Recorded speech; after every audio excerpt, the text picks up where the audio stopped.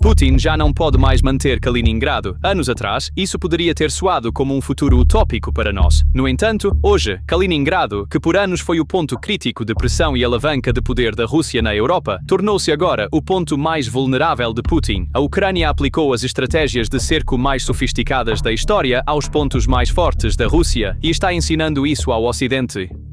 E agora, todas as artérias que alimentam Kaliningrado, direta e indiretamente, estão sendo cortadas pelos ataques sofisticados da Ucrânia. Por que a geografia de Kaliningrado a tornava tão frágil quanto forte? Aproximadamente 1 milhão de civis que vivem aqui, a guarnição da frota do Báltico e dezenas de milhares de soldados estavam completamente dependentes de energia, combustível e munição vindos das águas do Báltico para sobreviver. As linhas de trânsito ferroviário que anteriormente operavam através da Lituânia foram amplamente reduzidas pelas pesadas ondas de restrições aplicadas após 2022. Esse estreitamento levou a liderança do Kremlin a buscar alternativas, transformando a rodovia marítima de 1.500 km que começa nos portos de São Petersburgo na única tábua de salvação. Putin fortaleceu a linha marítima que abastece a logística militar e civil de Kaliningrado a todo vapor. No entanto, os desenvolvimentos chocantes ocorridos em junho de 2026 provaram com dados de campo o quão frágil era essa espinha dorsal logística supostamente inabalável. E a Ucrânia mirou exatamente nessa dependência, a artéria marítima de 1.500 km que alimenta essa enorme guarnição bem no seu ponto de saída. De 3 a 6 de junho, sistemas de assalto não tripulados de longo alcance pertencentes às forças ucranianas atacaram o estaleiro de Kronstadt, conhecido como o coração de reparo e manutenção da frota do Báltico, com uma precisão excepcionalmente rara, rompendo o elo mais fraco da cadeia. 5.000 toneladas de munição foram desativadas em uma única noite. A evaporação de uma carga militar em grande escala em poucas horas significa a destruição de centenas de vagões de trem cheios de munição antes de chegarem à frente. Esta logística naval maciça planejada para entrega em Kaliningrado foi arrastada para uma fase de colapso severo por um único ataque preciso. Esta pausa repentina no fluxo de munições está limitando as capacidades de defesa em um amplo espectro, desde operadores de radar até baterias de mísseis na região. Enquanto o espaço operacional das unidades de campo está sendo amplamente restrito, isso carrega o potencial para um sério caos de planejamento emergir no nível de comando. A situação diante de nós há muito superou a dimensão de uma simples perda tática que poderia ser explicada pela destruição de um único depósito de munições. Um colapso simultâneo do ecossistema está sendo observado, onde todos os capilares que alimentam a região externa estão sendo cortados de maneira coordenada. A economia russa é amplamente baseada em uma estrutura dependente das vendas globais de energia. A continuidade dessas vendas está intimamente ligada às atividades comerciais civis na bacia do Mar Negro. As receitas estratégicas obtidas estavam possibilitando o financiamento de Kaliningrado. A criação de um ponto de pressão militar permanente sobre a Europa foi apoiada por esse fluxo de receita. No entanto, a rede de comércio civil que sustenta a península foi abalada por uma série sistemática de operações nos últimos meses. A frota do Mar Negro posicionada na frente sul derreteu em grande parte a ponto de perder suas capacidades operacionais. Portos estratégicos ao redor da Crimeia foram efetivamente forçados a fechar por embarcações navais não tripuladas ucranianas. O Mar de Azov, uma rota de trânsito vital para navios de carga, está sob controle de fogo ininterrupto. Toda essa insegurança nas rotas do sul está elevando as saídas do norte do Báltico a um nível vital para Moscou, mas as forças de Kiev escolheram dar o golpe verdadeiramente devastador na infraestrutura de refinarias, o coração da logística. O exército ucraniano, aumentando seus alcances de ataque operacional nas profundezas do continente, mirou em 18 refinarias russas críticas, interrompendo suas linhas de produção. Esta severa contração na capacidade de processamento de petróleo está ameaçando diretamente o volume de combustível a ser bombeado para o enclave via São Petersburgo. A administração, lutando para estabilizar os preços domésticos da gasolina, está rapidamente se afastando do luxo logístico de enviar regularmente navios de combustível para uma guarnição distante no exterior. Com a expansão da licença de ataque de Kiev em direção aos portos bálticos, a linha marítima de 1.500 km deixou de ser uma rota de abastecimento segura. Este corredor está se transformando em uma zona de alto custo e risco, suscetível a ataques surpresa a qualquer momento. Interrupções nas linhas de suprimento militar enfraquecem o poder de combate da guarnição. Vulnerabilidades na infraestrutura de energia civil afetam diretamente os sinais vitais daquela região.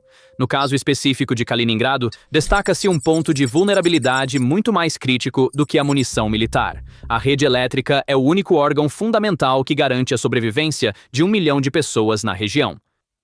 Em fevereiro de 2025, Estônia, Letônia e Lituânia decidiram sair da rede elétrica BRELL, herdada da era soviética. Esses 3 países se integraram ao sistema ENTISA, a principal rede do continente europeu, sem perder tempo.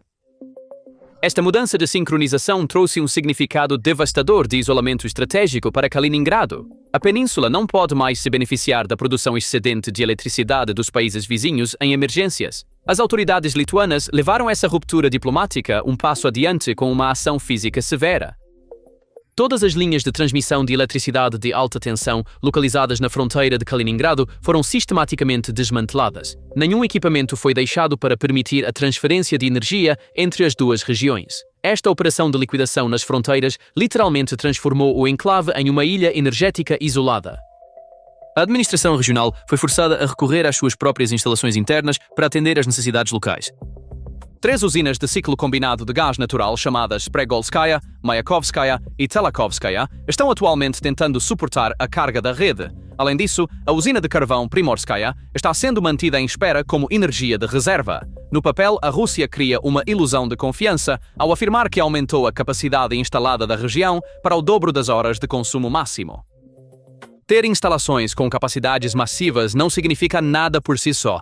É necessário um fluxo ininterrupto de gás natural, ou GNL, para que essas turbinas continuem girando continuamente. O maior dilema da arquitetura energética local começa exatamente neste ponto. Existem 2 opções principais para fornecer gás à região.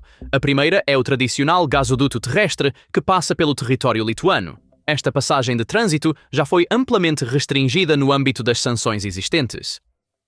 O risco de as válvulas serem completamente fechadas em uma potencial crise diplomática está sobre a mesa. A segunda e mais vital opção é a rota marítima. O terminal flutuante de GNL, chamado Marshal Vasilevsky, posicionado nas margens, é o seguro de energia definitivo da cidade. Avaliados com uma abordagem matemática, unidades de suporte de vida hospitalar, bombas de purificação de água, caldeiras de aquecimento central, em suma, 1 milhão de pessoas, não sendo mergulhadas na escuridão, está ligado a navios de GNL desajeitados que virão pelo mar. O aspecto tragicômico é que as águas do Báltico por onde esses navios devem passar já deixaram de ser uma rota segura. Elementos ucranianos há muito começaram a caçar petroleiros da frota Sombra usados para contornar sanções em mar aberto.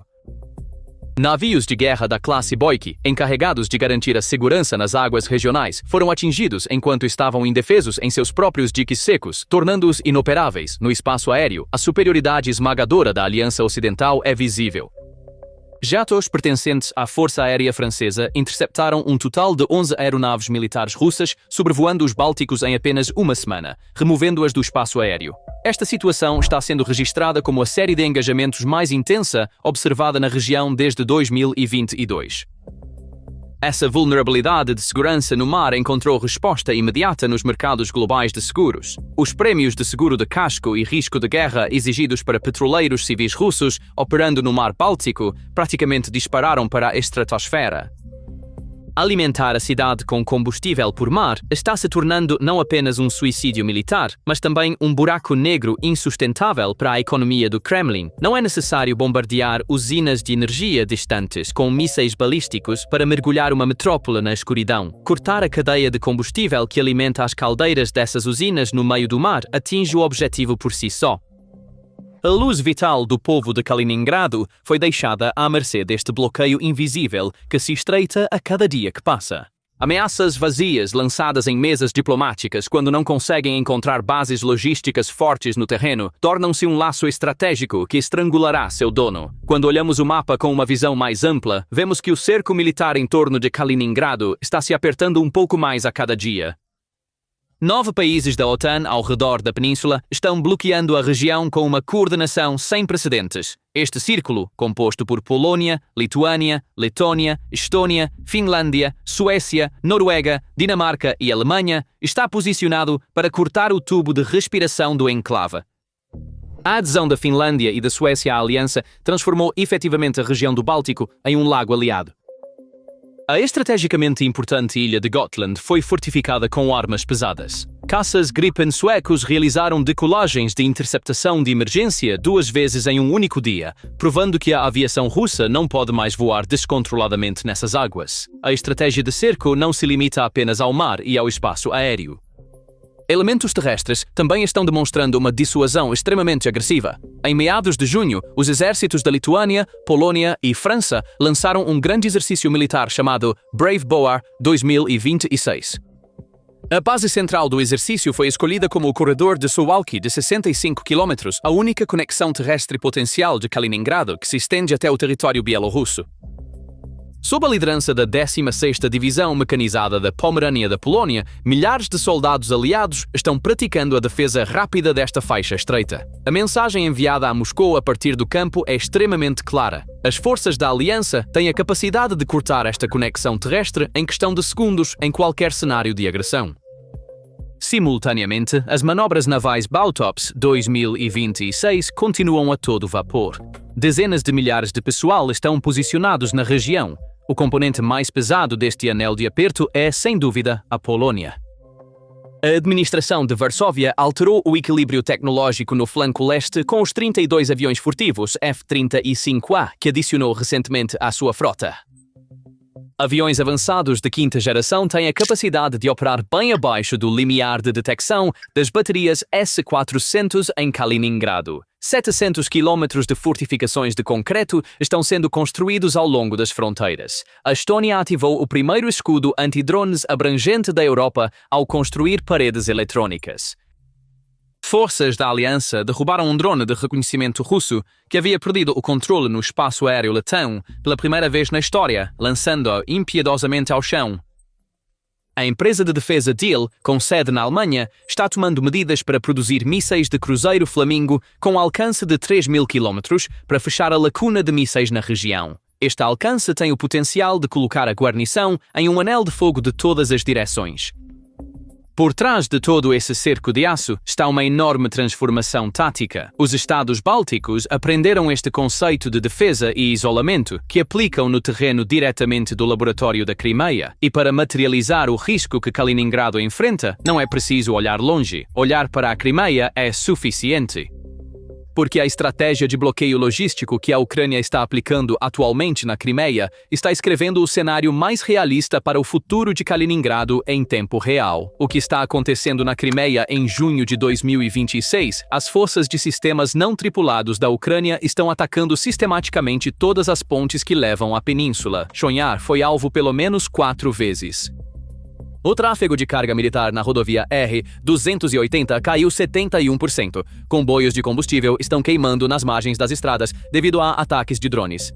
As filas para gasolina em Sevastopol estão crescendo. O racionamento começou. Os sistemas de defesa aérea estão sendo atingidos sucessivamente, criando um ciclo vicioso. À medida que a defesa enfraquece, os drones atacam mais facilmente, e à medida que atacam, a defesa se deteriora ainda mais. O comando da frota do Mar Negro está planejando abandonar Sevastopol e se mudar para Novorossiysk. Oficiais estão fugindo secretamente da península com suas famílias. Os preços dos imóveis estão caindo, o moral está desmoronando. E a Ucrânia está fazendo tudo isso sem enviar uma única força terrestre. As semelhanças estruturais entre a Crimeia e Kaliningrado são assustadoramente paralelas. Nenhuma delas está diretamente conectada ao continente por terra. Ambas estão sendo reabastecidas por mar. Em ambas, grandes guarnições militares e populações civis vivem juntas. Ambos têm suprimentos de energia dependentes de fontes externas. Na Crimeia, o combustível está acabando. Em Kaliningrado, o combustível vem da mesma linha marítima, e os portos de saída dessa linha estão em chamas. Na Crimeia, a defesa aérea está sendo violada. Em Kaliningrado, os S-400 ficam abaixo do limiar de detecção dos F-35. A Ucrânia está testando a doutrina de bloqueio logístico na Crimeia em tempo real, e este teste oferece uma amostra inestimável para o cenário de Kaliningrado do Ocidente. Como declarar uma ponte com drones, como cortar uma linha de combustível, como criar um ciclo vicioso na defesa aérea, como quebrar o moral do escalão de comando. Tudo isso está sendo escrito ao vivo na Crimeia, e os resultados são diretamente aplicáveis a Kaliningrado. Os planejadores da OTAN não estão ignorando esta lição, e quando todas as medidas e movimentos feitos até agora se juntam, o quadro que emerge pode ser lido como o cerco invisível de Kaliningrado. Um bloqueio clássico exigiria uma marinha, exigiria uma declaração de guerra, seria visível. Este novo cerco é invisível, uma estratégia que mira cada porto, cada refinaria, cada linha marítima que alimenta Kaliningrado, a partir de milhares de quilômetros de distância, manipulando mercados de seguros e usando a dependência energética como uma arma.